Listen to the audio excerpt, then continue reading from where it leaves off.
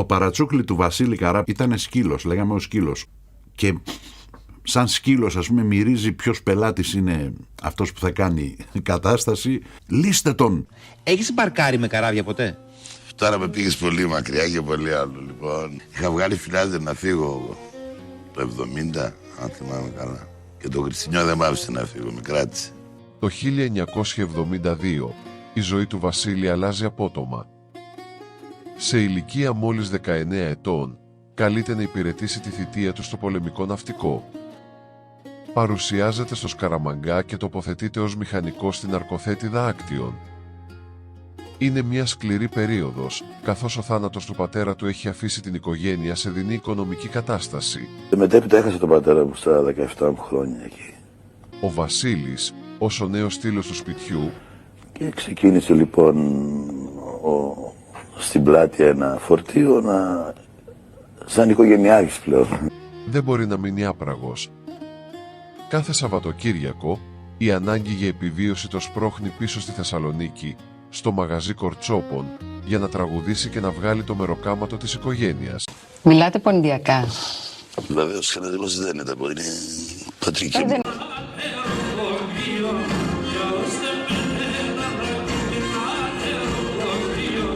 Όμως, οι άδειες στο ναυτικό δεν χαρίζονταν. Έτσι, ο Βασίλης καρφίζεται μια απίστευτη δικαιολογία που θα έμενε στην ιστορία της μονάδας του. «Κύριε Διοικητά, ζητώ άδεια για να πάω να ξεθάψω τον πατέρα μου», έλεγε κάθε φορά με απόλυτη σοβαρότητα. Το κόλπο έπιασε πολλές φορές, μέχρι που ο καπετάνιος Λαγωνίκας τον κάλεσε στο γραφείο του. «Ρε Βασίλη, πόσες φορές θα το ξεθάψεις πια αυτόν τον άνθρωπο?» το ρώτησε ειρωνικά. Τότε ο Βασίλης, με την ειλικρίνεια που το χαρακτήριζε πάντα, του άνοιξε την καρδιά του. Του εξήγησε ότι αν δεν πάει να τραγουδήσει, η μάνα του και τα αδέρφια του δεν θα έχουν φαγητό στο τραπέζι. Ο καπετάνιος, βλέποντας το πείσμα αυτού του παιδιού, συγκινήθηκε. «Γράψε πάλι στην αναφορά ότι πας για το ξεθάψιμο», του είπε και του έδωσε την άδεια. Ο Βασίλης δεν ξέχασε ποτέ εκείνη την ανθρωπιά που του επέτρεψε να είναι συνεπής στο καθήκον του απέναντι στην οικογένειά του, ακόμα και μέσα από τις δυσκολίες της θητείας. Η ειλικρίνεια του Βασίλη άγγιξε την καρδιά του διοικητή του. Όχι μόνο δέχτηκε τη μακάβρια δικαιολογία για την άδεια, αλλά όταν ο Βασίλης του ομολόγησε πως δεν είχε ούτε δεκάρα για το εισιτήριο, ο καπετάνιος έκανε κάτι απροσδόκητο. Του έδωσε δανεικά 500 φράγκα από την τσέπη του. Με 365 φράγκα στο χέρι, ο Βασίλης έβγαλε αεροπορικό εισιτήριο με την Ολυμπιακή και πέταξε για τη Θεσσαλονίκη. Τη Δευτέρα, πιστός στο λόγο του, επέστρεψε στο Σκαραμαγκά και επέστρεψε το 500 στο διοικητή του. Η ζωή εκείνη την περίοδο ήταν ένας διαρκής αγώνας δρόμου. Όταν δεν ήταν σε ταξίδι με το πλοίο, ο Βασίλης έπρεπε να βρίσκεται στις πίστες της Θεσσαλονίκης. Δεν ήταν θέμα φιλοδοξίας, αλλά καθαρής επιβίωσης. Η Θεσσαλονίκη ήταν ακόμα στο ξεκίνημά της για να ανθίσει, για δουλειές και για εργοστάσια. Πίσω στο σπίτι, η κατάσταση ήταν αποκαρδιωτική. Η αδερφή του η Αναστασία ήταν ακόμα πολύ μικρή. Ο αδερφός του ο Δαμιανός αντιμετώπιζε προβλήματα υγείας και η μητέρα του δούλευε ασταμάτητα καθαρίζοντας σκάλες. Παρά το γεγονός ότι ο Βασίλης έφερνε χρήματα, η πολυτέλεια ήταν άγνωστη λέξη. Ένα καινούριο ρούχο, μια βόλτα στο σινεμά ή ακόμα και μια σοκολάτα από το ζαχαροπλαστείο έμοιαζαν με άπιαστα όνειρα. Μέσα σε αυτή τη δύσκολη θητεία, ο Βασίλης άρχισε να χτίζει το όνομά του. Εκτός από το κορτσόπον, ξεκίνησε να εμφανίζεται και στο θρυλικό Πράσινο Μήλο. Μες στο πράσινο το μήλο μου τα παίρναν τακτικά, μα τους τα έχω πάρει πίσω από μια καλή ζαριά. Ένα μαγαζί στις οικίες που άφησε εποχή, όχι μόνο για τη μουσική του, αλλά και για το κρυφό σχολείο του τζόγου που φιλοξενούσε στα ενδότερα. Εκεί, ανάμεσα σε καπνούς και λαϊκά ακούσματα, ο Βασίλης Καράς άρχισε να γίνεται αγαπημένος της νύχτας, την ίδια ώρα που το πρωί φορούσε ξανά τη στολή του ναύτη. Η ιστορία του Πράσινου Μήλου έμεινε ανεξίτηλη στη μνήμη του Βασίλη, μέσα από τους στίχους του Μπάμπη Μαρκάκη που τραγουδούσε Μαριό. Κούρδισε λίγο ρε Μίτσο, κούρδισε λίγο ρε. Μας έχεις ξεκουρδίσει όλους εδώ. Μην δείχνεις. Μες στο πράσινο το μήλο μου τα πέραναν τα αρχικά. Μα τις τα έχω πάρει πίσω από μια καλή ζαριά. Μα τις τα έχω πάρει πίσω από μια καλή ζαριά. Έλα Μίτσο! Μάγκες μου βάλετε προς πίσω πάτε να σας τα πάρω είχα ένα ελεφάντο. Έλα γεια μου, παλικάρι μου. Άντε λοιπόν.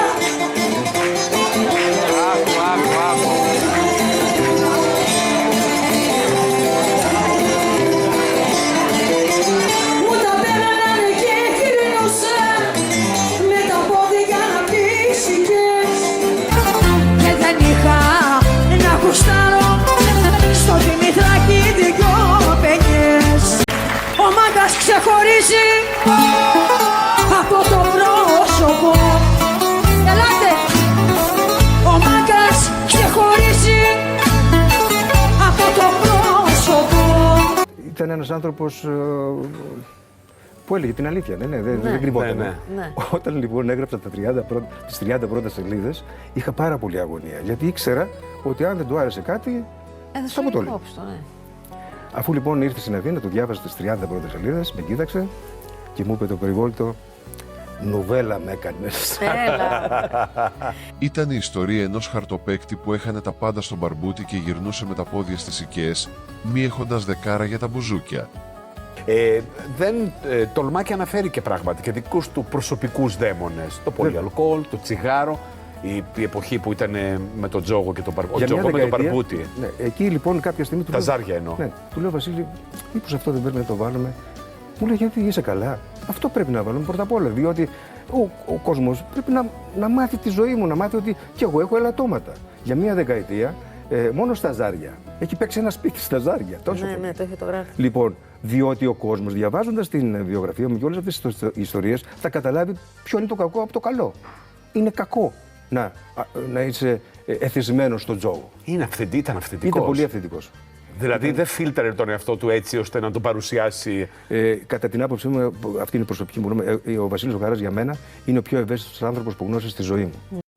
Όμως, πέρα από τη νύχτα, η θητεία του στο ναυτικό του επεφύλασε μια ακόμη δοκιμασία. Κάποια στιγμή, ο Βασίλης αρρώστησε βαριά από ιγμωρίτιδα. Τα φάρμακα που χρειαζόταν ήταν πανάκριβα και το δικό του ασφαλιστικό βιβλιάριο δεν τα κάλυπτε. Τότε, ο καπετάνιος Λαγωνίκας έκανε μια πράξη σπάνιας ανθρωπιάς. Του έδωσε το δικό του προσωπικό βιβλιάριο για να μπορέσει ο Βασίλης να πάρει τη θεραπεία του. Για τον Βασίλη, ο άνθρωπος αυτός ήταν ένας Άγιος που δεν ξέχασε ποτέ στη ζωή του. Μετά τον πρόσφυγα, ο δρόμος τον έβγαλε στο στράτο, ένα μαγαζί που όμως δεν είχε καμία σχέση με όσα ονειρευόταν. Ήταν ένα ύποπτο σκυλάδικο της εποχής, με βαριά ατμόσφαιρα και κόκκινες κουρτίνες που έκρυβαν μυστικά τα οποία ο νεαρός τότε Βασίλης αδυνατούσε να καταλάβει. Ήταν η πρώτη του επαφή με τη σκοτεινή πλευρά της νύχτας, μια εμπειρία που τον έκανε να συνειδητοποιήσει πως ο δρόμος προς την κορυφή θα είχε πολλές προκλήσεις. Στο μαγαζί Στράτος, η κατάσταση ήταν πέρα από κάθε φαντασία. Κορίτσια που έκαναν βίζιτες, μυρωδιά από χασίσι που πλανιόταν παντού και θαμώνες με ύποπτα πρόσωπα που έμοιαζαν με σκιές της νύχτας. Ο Βασίλης άντεξε μόνο 2 εβδομάδες σε αυτό το παρακμιακό περιβάλλον. Έφυγε τρέχοντας και επέστρεψε στη σιγουριά των αμαξωμάτων, δουλεύοντας ξανά ως μηχανικός, ενώ κρατούσε το τραγούδι σαν κρυφό φυλαχτό στην καρδιά του. 3 δουλειές συγχρόνως. 3 δουλειές συγχρόνως. Ναι, βέβαια. Όμως το μικρόβιο της μουσικής είχε φωλιάσει βαθιά μέσα του. Μόλις απολύθηκε από φαντάρος, πήρε την πρώτη του μεγάλη επιχειρηματική απόφαση. Με δανεικές λίρες από έναν κουμπάρο του, νίκιασε ένα υπόγειο στην οδό Αριστοτέλους, στο κέντρο της Θεσσαλονίκης. Το ονόμασε Μαριλού, ένα μαγαζί που ήταν μισό κλαμπ και μισό λαϊκό. Στη δεκαετία του 70 έχεις καμιά δίσκο εσύ? Ναι. Πώς τη λέγανε? Μαριλού. Μαριλού. Λάβη ήταν και την έκανα Μαριλού. Εκεί, μετά τις 2 το βράδυ, ο Βασίλης έστεινε το δικό του λαϊκό πρόγραμμα και γινόταν πανικός. Ήταν η πρώτη φορά που το τραγούδι του απέφερε πραγματικά κέρδη. Στη Μαριλού όμως συνέβη και το πιο σημαντικό γεγονός της ζωής του. Γνώρισε τη γυναίκα του, τη Χριστίνα. Εκεί γνώρισες κανέναν άνθρωπο ιδιαίτερο? Πολύ μακριά. Κανένα ιδιαίτερο που σου έμεινε κουσούρι για χρόνια? Συγγνώμη, η γυναίκα 70. σου μήπως τη γνώρισες εκεί? Η γυναίκα μου ναι, την γνώρισα. Α, είδες, τι ψάξεις να βρεις δηλαδή? Κάθεσαι και ψάχνεσαι. Κουσούρι μου είπες. Αυτό όχι, λέω κουσούμινε γι' αυτό. Όλα έμοιαζαν ιδανικά, μέχρι που η επιστράτευση του 1974 ανέτρεψε τα πάντα. Ο Βασίλης ντύθηκε ξανά στο χακί για 106 ημέρες. Όταν απολύθηκε, το μαγαζί και τα όνειρά του είχαν διαλυθεί. Απογοητευμένος αλλά χωρίς να το βάζει κάτω, επέστρεψε και πάλι στο παλιό το αφεντικό, το Διονύση, για να δουλέψει στα αμαξώματα, ξεκινώντας για άλλη μια φορά από την αρχή. Λέγα Μουτζούρης. 1974 Ναι. πέταξα το μικρόφωνο και για 2 χρόνια Πού ήσουν τότε? ξαναγύρισα στη δουλειά μου λοιπόν στη Μουτζούρα. Διονύση, θέλω να ανοίξω μαγαζί, του είπε με αποφασιστικότητα. Ο Διονύσης, που τον αγαπούσε σαν παιδί του αλλά δεν του το έδειχνε πάντα, τον κοίταξε με απορία. «Τι λες ρε τσόγλανε», του απάντησε με εκείνο το άγριο αλλά γεμάτο αγάπη ύφος του. «Πώς θα το ανοίξεις το μαγαζί, ρε επαναστάτη?» Έτσι τον φώναζε χαϊδευτικά ο Διονύσης, «Επαναστάτη». «Θα το κάνω Διονύση, μη με ταράζεις και εσύ», αποκρίθηκε ο Βασίλης. Ο Διονύσης τον κοίταξε στα μάτια και χαμογέλασε. Θαύμαζε το θάρρος αυτού του παιδιού. «Και ποιος θα σου δώσει δουλειά?» τον ρώτησε προκλητικά. «Εσύ», απάντησε ο Βασίλης με ένα μείγμα θράσους και ειλικρίνειας. «Εσύ θα μου δώσεις δουλειά, αφεντικό, τουλάχιστον στην αρχή». Ο Διονύσης δεν μπόρεσε να κρύψει το θαυμασμό του. «Θα σε βοηθήσω ρε αλήτη, γιατί είσαι ντομπρός και ωραίος τύπος», του είπε. Έτσι, νίκιασαν μαζί με έναν φίλο ένα οικόπεδο 5 στρεμμάτων στη Σταυρούπολη, στην οδό Θερμαϊκού 10. Ο μάστορας δεν έμεινε στα λόγια. Του έδωσε τις 10 πρώτες καρότσες για φασόν, αλλά η βοήθεια δεν σταμάτησε εκεί. «Τράβα στον Οικονομίδη από μένα», του είπε, «πάρε όσα μηχανήματα χρειάζεσαι και θα τα κανονίσω εγώ να τα πληρώνεις σιγά σιγά». Το εργοστάσιο, όπως το έλεγαν τότε, στήθηκε και δούλεψε για 2 χρόνια. Η επιχείρηση πήγαινε περίφημα μέχρι το 1976, αποδεικνύοντας πως ο Βασίλης, εκτός από τη φωνή, είχε και το μυαλό για να χτίσει κάτι από το μηδέν, αρκεί να είχε δίπλα του ανθρώπους που πίστευαν στην πέσα του. Παρά την επιτυχία του εργοστασίου, το μικρόβιο του τραγουδιστή δεν τον άφηνε να ησυχάσει. Το μυαλό του Βασίλη ήταν κολλημένο στη σκηνή. Μια μέρα πλησίασε το συνέτερό του, τον Θόδωρο Βασίλογλου, και του ανακοίνωσε το τέλος. «Δεν μπορώ άλλο εδώ. Φεύγω. Θα ακολουθήσω την τύχη μου στο τραγούδι». Αλλά πάλι με κέρδισε το πάθος και το τραγούδι και μετά από 2 χρόνια το 1976 βγήκα στη δουλειά. Ο Θόδωρος απόρρισε, αφού οι δουλειές πήγαιναν περίφημα, αλλά ο Βασίλης είχε ήδη πάρει την απόφασή του. Το 1975, λίγο πριν παντρευτεί τη Χριστίνα, του ανοίγει η πόρτα της Γερμανίας. Ήταν μια καθοριστική στιγμή, καθώς οι εμφανίσεις του εκεί έλυσαν όλα τα οικονομικά του προβλήματα. Επιστρέφοντας από το πρώτο ταξίδι, παντρεύτηκα με τη Χριστίνα του στον Άγιο Κωνσταντίνο Ηλιούπολης. Όμως, η δουλειά δεν περίμενε. Την επόμενη κιόλας μέρα του γάμου, ο Βασίλης έπρεπε να φύγει ξανά για τη Γερμανία. Το γαμήλιο ταξίδι τους έγινε τελικά εκεί, στα μαγαζιά όπου τραγουδούσε, γυρίζοντας κάθε πόλη και χωριό όπου υπήρχαν Έλληνες μετανάστες. Εκεί ο Βασίλης άρχισε να κάνει μεγάλα όνειρα, αλλά εκεί απέκτησε και μια καταστροφική συνήθεια, τον τζόγο και τον μπαρμπούτι. Ήταν μια αρρώστια που του κόλλησαν κάποιοι φίλοι και τον κράτησε δέσμιο μέχρι το 1989. Παρά τον κίνδυνο να παρεξηγηθεί, ο Βασίλης ήθελε να μιλήσει ανοιχτά για αυτό το ελάττωμά του, πιστεύοντας πως η δική του εμπειρία θα βοηθούσε άλλους να αποφύγουν την ίδια καταστροφή. Δεν ξαναπέσω ζέρια πια, ούτε ραβί και βάστρα. Τα κούμπησα κι ησύχασα, τόρια και ασοδείο.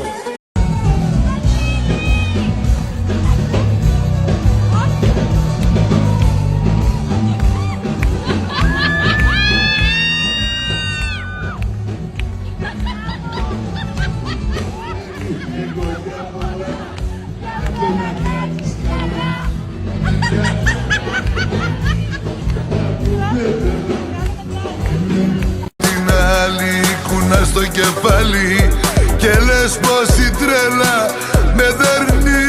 Αλήτη με λένε κι αλήτη στα πεινώ, ποτέ δεν θα βάλω μυαλό.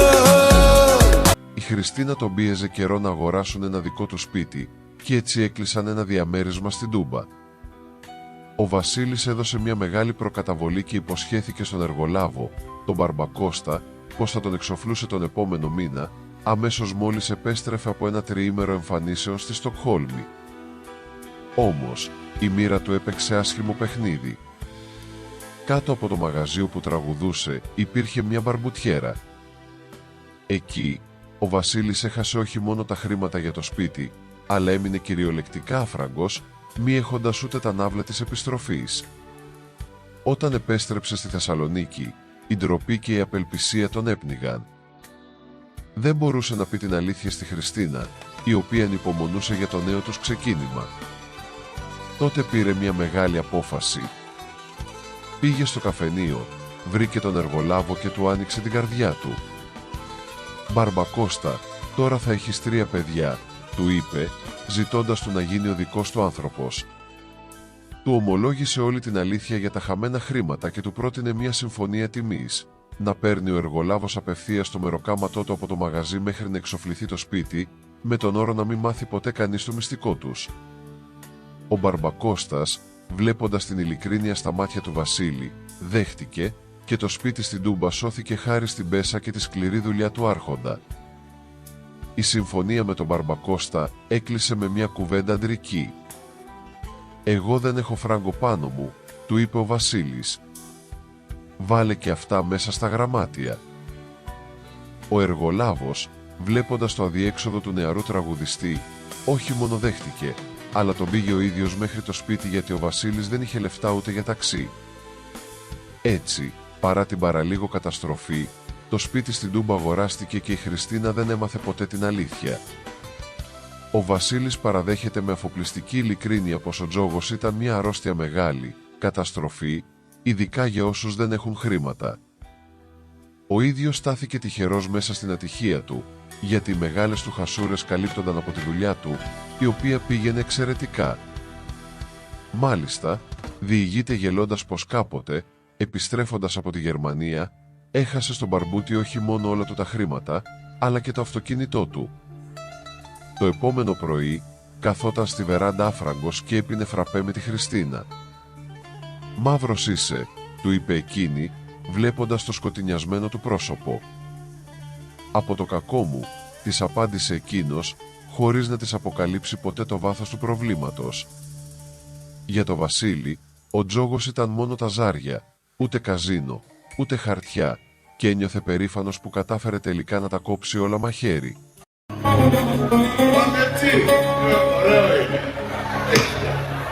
Δεν ξαναπέσω ζάρια ούτε να πήγε. Δεν ξαναπέσω ζάρια ούτε να πήγε.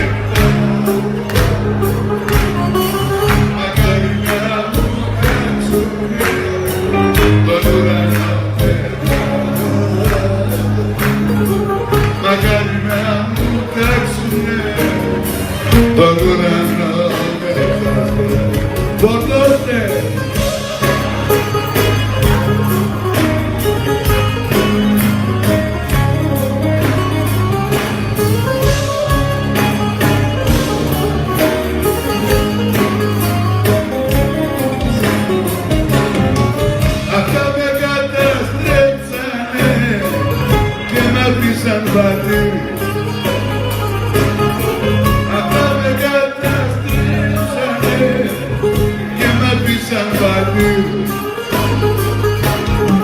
Τώρα δεν έχω τίποτα να το καταποτεί.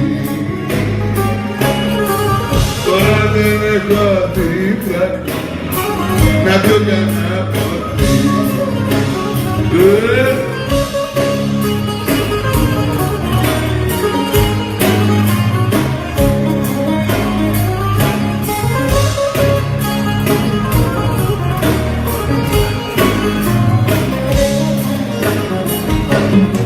Τα κούπισα κι ησύχασα όλα στο ασονείο.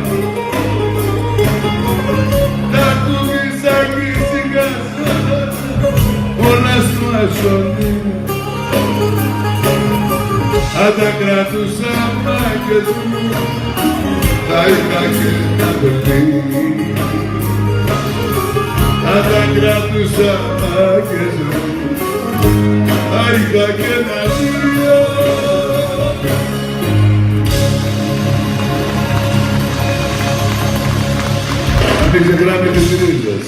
Η Χριστίνα κοίταξε έξω από το μπαλκόνι και απόρρισε. Πού είναι το αμάξι? Ο Βασίλης, παρότι ήταν εντελώς απένταρος, κράτησε την ψυχραιμία του. «Άσε», της λέει, «πάλι το σαράβαλο με άφησε στο δρόμο, πάει για πούλημα». Εκείνη, χωρίς να υποψιαστεί το παραμικρό, του ζήτησε 1 χιλιάρικο για τα ψώνια της εβδομάδας. Ο Βασίλης τότε σκαρφίστηκε κάτι απίθανο. Ζήτησε μια σκάλα και μια σκούπα, δίθε για να καθαρίσει.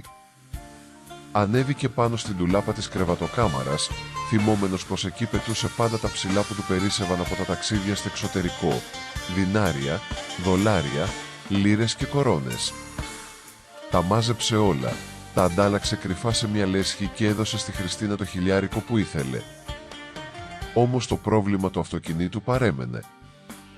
Το ίδιο βράδυ έπρεπε να πάει στο μαγαζί και δεν γινόταν εμφανιστεί χωρίς αμάξι. Έτσι, έτρεξε στα Μάλγαρα, σε έναν φίλο του παππού που είχε αντιπροσωπεία της Μιτσουμπίση. Του είπε όλη την αλήθεια και ο άνθρωπος, που το λάτρευε, δεν του χάλασε χατήρι. «Πάρε ένα σημείο Μιτσουμπίση 1600 και τα βρίσκουμε τη Δευτέρα», του είπε. Με προσωρινή άδεια κυκλοφορίας, ο Βασίλης εμφανίστηκε το ίδιο βράδυ στο μαγαζί με ολοκαίνουργιο αυτοκίνητο. Όλοι έμειναν άφωνοι, ειδικά το αφεντικό του, ο Κώστας Κυριώτης, που είχε μάθει για τη ζημιά στον μπαρμπούτι και δεν πίστευε στα μάτια του βλέποντας το πιτσιρίκο να έρχεται με τέτοιο εργαλείο. Όταν το αφεντικό του το ρώτησε πως βρέθηκε με καινούριο αμάξι ενώ είχε χάσει τόσα λεφτά, ο Βασίλης απάντησε με την ατάκα που το χαρακτήριζε. «Το πρωί τα έχασα, αλλά το βράδυ τα πήρα όλα πίσω αφεντικό». Ήταν πάντα γρήγορος στις ατάκες του και προστάτευε τη Χριστίνα από την πικρή αλήθεια των παθών του, λέγοντας πως πολλές από αυτές τις ιστορίες θα τις μάθαινε και εκείνη διαβάζοντας το βιβλίο του. Κάπου εδώ τελειώνει η περίοδος της αθωότητας και των μεγάλων ρίσκων.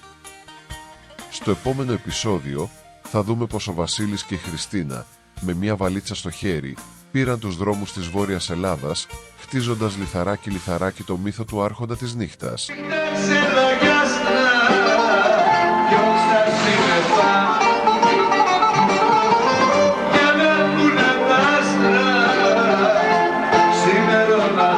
Μη μιλάς,